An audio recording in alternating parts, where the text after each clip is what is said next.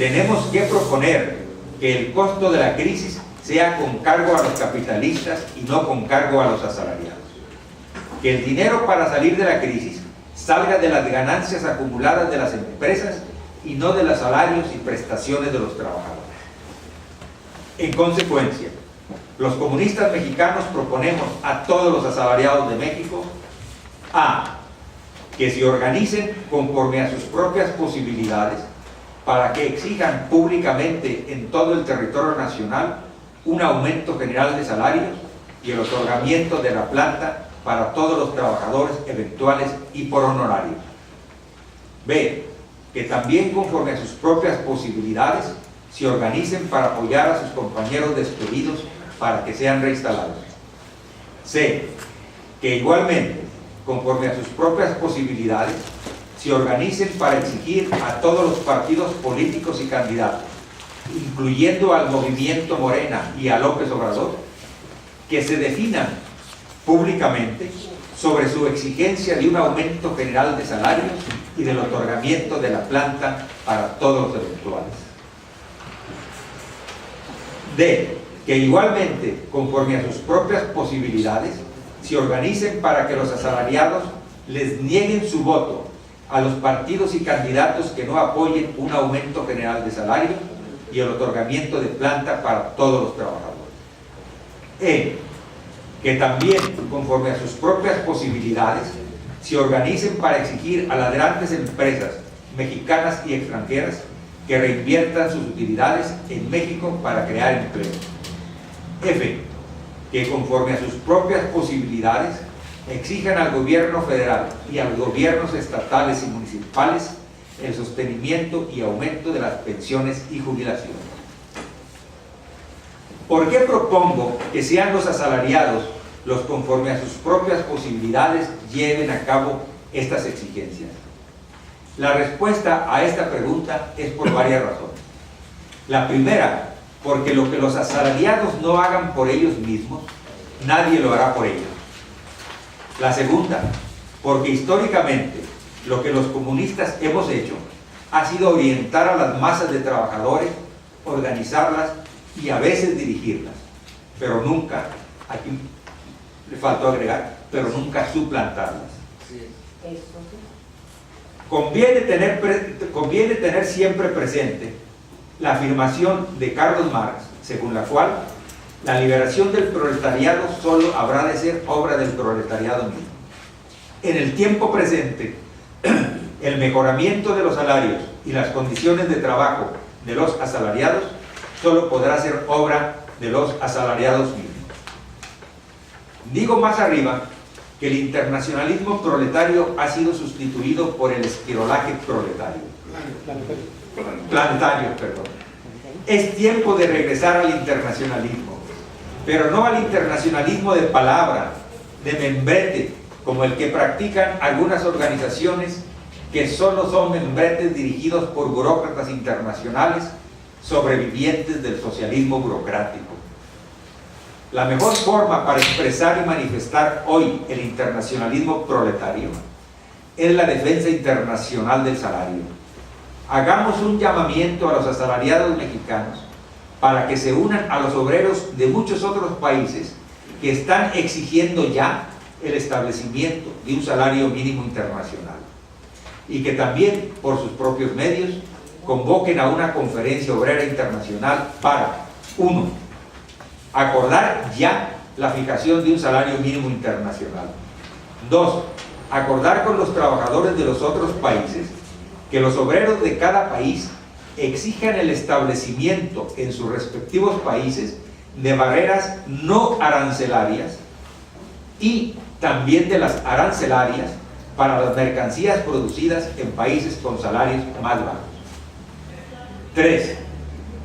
Acordar exigir el establecimiento ya del impuesto a las transacciones financieras internacionales y que el producto de este impuesto se aplique íntegramente a la seguridad social. Pasemos ahora al segundo gran acontecimiento que afecta a la sociedad mexicana: la destrucción del Estado burgués de derecho.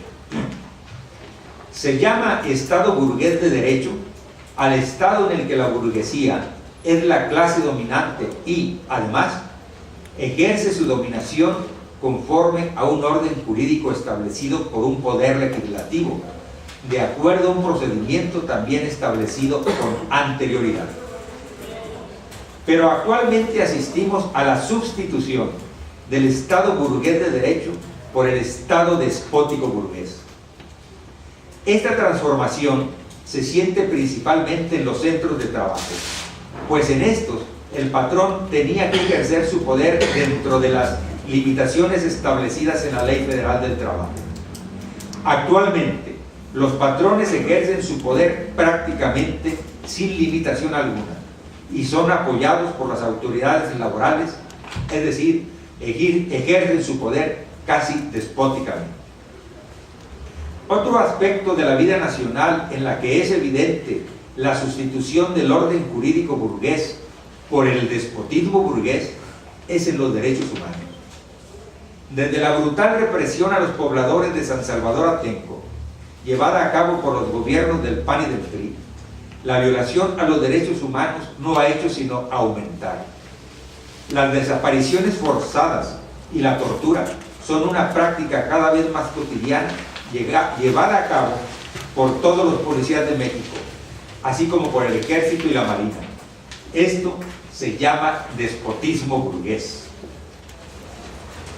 Pero el respeto al orden jurídico se está perdiendo incluso en las relaciones interburguesas. Es el caso del Canal 40 de televisión, las multas a Carlos Slim, de los conflictos entre líneas aéreas, etc. Y en el aspecto político es más que evidente la destrucción del orden jurídico y su sustitución por el despotismo burgués. Las descaradas violaciones al derecho electoral en las elecciones de Carlos Salinas y de Felipe Calderón son las muestras más visibles. La campaña de los medios masivos de comunicación contra el poder legislativo y contra los partidos políticos es una copia fiel de la campaña de Hitler contra el Parlamento y contra los partidos. Un régimen que a través de los medios de comunicación presenta al poder legislativo como un estorbo a la voluntad del presidente en turno y a los partidos políticos como inútiles, es un régimen despótico. Yo no creo que en México exista ahora una crisis política. En efecto, una crisis política existe cuando ninguna de las fuerzas políticas contendientes en la sociedad puede sacar adelante sus proyectos políticos.